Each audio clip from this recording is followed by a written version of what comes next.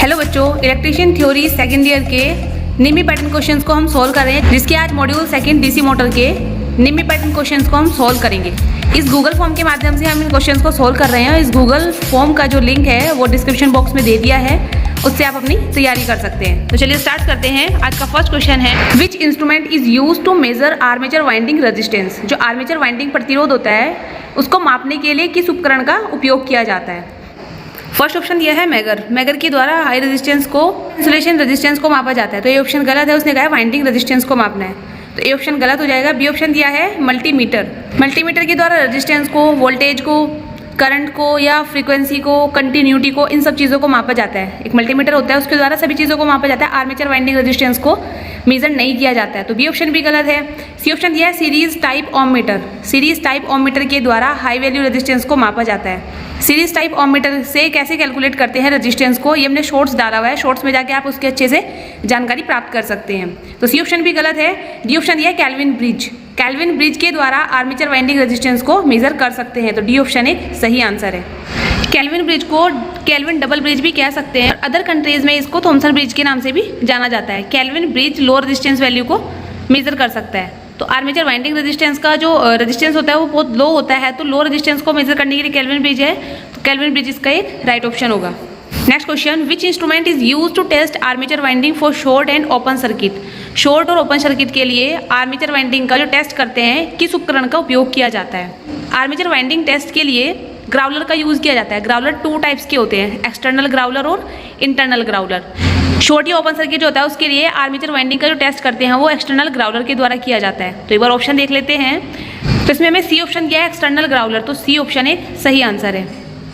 Next question, what is the name of the speed control method of DC motor. DC motor की गति नियंत्रण विधि का एक diagram दिया गया है और पूछा गया है कौन सा स्पीड कंट्रोल मेथड है। तो यहाँ हम देख सकते हैं, इस डायग्राम में दिखाया गया है कि आर्मेचर के पैरेलल में एक डायवर्टर को कनेक्ट किया गया है, तो ये आर्मेचर डायवर्टर मेथड है। यदि यहाँ फील्ड के पैरेलल में एक डायवर्टर कनेक्ट होता है तो फील्ड डायवर्टर मेथड होता है। तो जो डायग्राम हमें दिखाया गया है आर्मेचर डायवर्टर मेथड का एक डायग्राम है। तो ऑप्शन देख लेते हैं, जिसमें हमें डी ऑप्शन दिया है आर्मेचर डायवर्टर मेथड, तो डी ऑप्शन एक सही आंसर है। Next question, which winding wire is use for DC field coil. DC field coil winding के लिए किस तार का यूज किया जाता है, कौन से तार का हम यूज करते हैं। डीसी फील्ड कॉइल की जो वाइंडिंग की जाती है वो सुपर इनेमल कॉपर वायर से की जाती है। फर्स्ट ऑप्शन दिया है सुपर इनेमल कॉपर वायर, तो ए ऑप्शन एक सही आंसर होगा। सुपर इनेमल कॉपर वायर होती है कि इसके ऊपर एक इनेमल की परत चढ़ा दी जाती है कॉपर वायर के ऊपर, जो कि एक अच्छे इंसुलेशन का वर्क करती है, तो ए ऑप्शन एक सही आंसर है। Next question, which formula is use to calculate the speed of DC motor. DC motor की स्पीड को कैलकुलेट करने के लिए किस फॉर्मूले का उपयोग किया जाता है। डीसी मोटर के ईएमएफ के लिए फॉर्मूला होता है E इक्वल्स टू होता है 5 × n, मतलब 5 फ्लक्स है और n है मोटर की स्पीड। यहीं से हमारा फॉर्मूला निकलता है मोटर की स्पीड के लिए कि n इक्वल्स टू E/5 या बैक EMF/5। तो ऑप्शन देख लेते हैं। जैसे फर्स्ट ऑप्शन दिया है हमें n इक्वल्स टू EB/5, तो फर्स्ट ऑप्शन एक सही आंसर है। Next question, how many parallel paths in duplex lap winding in the armature of 4 pole DC motor. 4 pole DC motor के आर्मेचर में ड्यूप्लेक्स लैप में कितने समानांतर रास्ते होते हैं। जो लैप वाइंडिंग होती है उसमें पैरेलल पाथ की संख्या होती है पोलों की संख्या के बराबर, जितने उसमें पोल्स होंगे उतने ही समानांतर रास्ते होते हैं। और ऐसे ही जो वेव वाइंडिंग होती है उसमें पैरेलल पाथ की जो संख्या होती है वो हमेशा 2 होती है, या फिर ये प्लेक्स दिया है तो प्लेक्स की संख्या के गुणज के बराबर होंगी, मतलब हमेशा 2 होंगी और इनटू में प्लेक्स की संख्या। और यहाँ बात की गई है लैप वाइंडिंग की, तो क्या होगा, पोल्स की संख्या के बराबर होगी। अब ड्यूप्लेक्स लैप वाइंडिंग पूछा गया मतलब डबल, तो क्या हो जाएगा, पोल्स की संख्या इनटू में ड्यूप्लेक्स मतलब 4 × 2, तो 8 हमारे पास आंसर आता है। तो ड्यूप्लेक्स लैप में कितने पैरेलल पाथ होंगे, 8 होंगे। तो ऑप्शन देख लेते हैं, जिसमें डी ऑप्शन दिया है हमें 8, तो डी ऑप्शन एक सही आंसर है।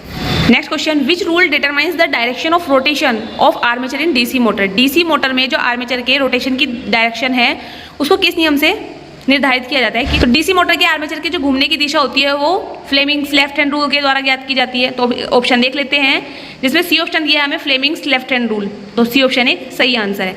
Next question, what is the name of DC motor. इस डीसी मोटर का नाम क्या है। एक डायग्राम हमें दिखाया गया है, इस डायग्राम में दिखाया गया है आर्मेचर के पैरेलल में एक वाइंडिंग की गई है।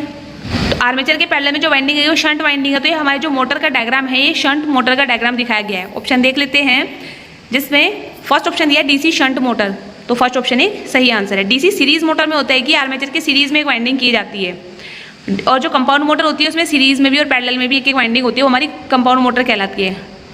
Next question, which rule determines the direction of current in DC motor. DC motor में करंट की दिशा किस नियम से निर्धारित होती है।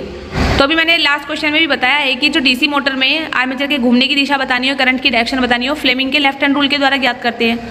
ऑप्शन देख लेते हैं, इसमें हमें सी ऑप्शन दिया है, फ्लेमिंग्स लेफ्ट हैंड रूल, तो सी ऑप्शन एक सही आंसर है। Next question, what is the formula to calculate the current taken by DC shunt motor armature.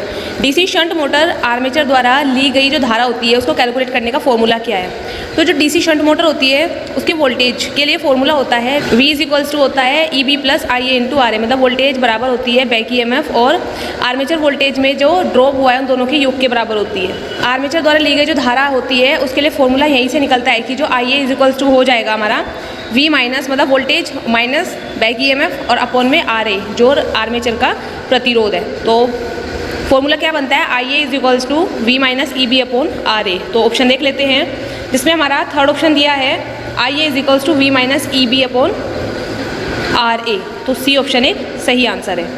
Next question, which rule is applied to identify the direction flux in DC motor.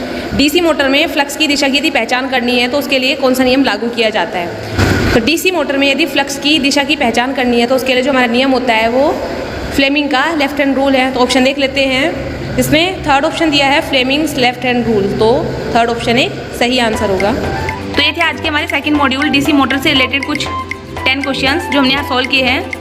I hope आपको समझ आए होंगे। फिर भी यदि कोई आपका doubt रहता है या कोई प्रॉब्लम्स हो क्वेश्चन को समझने में तो आप कमेंट बॉक्स में पूछ सकते हैं और इन क्वेश्चन की अच्छे से तैयारी करिए।